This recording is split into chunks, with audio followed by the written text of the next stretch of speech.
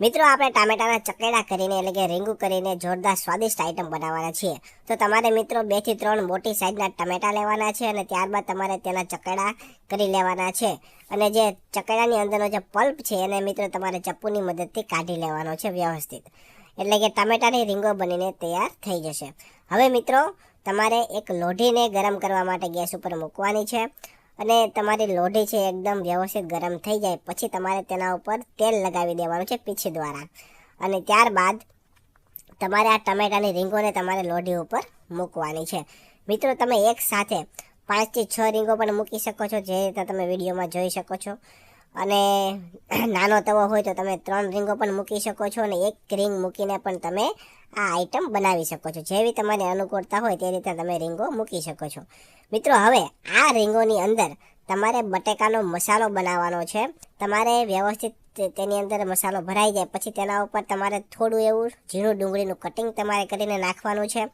ત્યારબાદ લીલા મરચાંનું કટિંગ થોડુંક કરીને નાખવાનું છે અને થોડો ચાટ મસાલો તમારે તેની ઉપર ઉમેરવાનો છે.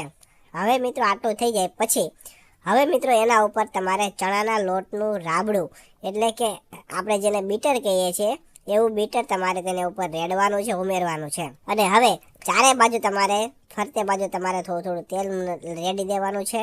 અને ત્યારબાદ તમારે 3 થી 4 મિનિટ સુધી તમારે એમને ફ્રાય થવા દેવાનું છે. આગળ પાછળ બંને સાઈડ તમારે ફેરવતું જવાનું છે. હવે મિત્રો એકદમ વ્યવસ્થિત ફ્રાય થઈ જાય ત્યાં સુધીમાં તમારું નામ અને તમારા ગામનું નામ કોમેન્ટ કરીને જણાવો, જેથી કરીને અમે તમને સ્પેશિયલ થેન્ક્સ કહી શકીએ.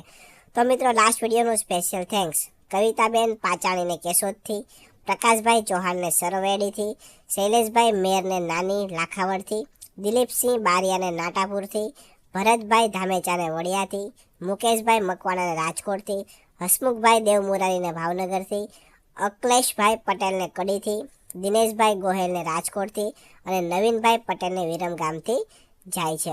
મિત્રો તમે પણ તમારું નામ કોમેન્ટ કરીને જણાવી દો, જેથી કરીને અમે તમને સ્પેશિયલ થેન્ક્સ કહી શકીએ. તો મિત્રો હવે બંને બાજુ એકદમ વ્યવસ્થિત ફ્રાય થઈ જાય પછી તમારે તેને એક ડીશમાં અલગથી લઈ લેવાનું છે. અને હવે મિત્રો એક ડીશમાં લેવાઈ જાય પછી તમારે તેની ઉપર ચીઝ તમારે ખમણીને નાખવાનું છે. અને ચીઝ નખાઈ જાય પછી તમારે થોડું ફરીથી કાંદાનું કટિંગ ઉમેરવાનું છે. ત્યારબાદ લીલા મરચાંનું ઝીણું કટિંગ ઉમેરવાનું છે. અને સ્વાદ પ્રમાણે મિત્રો તેની ઉપર તમારે ચાટ મસાલો પણ ઉમેરવાનો છે. અને છેલ્લે તમારે મિત્રો લીલા ધાણા એટલે કે કોથમીર પણ તમારે થોડી એવી ઉમેરી દેવાની છે. તો મિત્રો હવે તમે જોઈ શકો છો તમારી જોરદાર સ્વાદિષ્ટ ટમેટાની રીંગોની આ આઈટમ બનીને તૈયાર થઈ ગઈ છે. મિત્રો તમે ટમેટાના સોસ સાથે અથવા ચટણી સાથે પણ તમે આને ખાઈ શકો છો.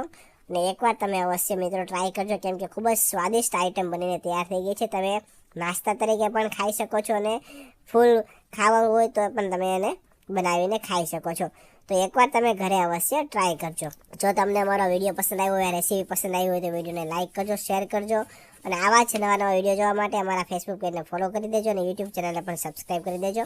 ધન્યવાદ.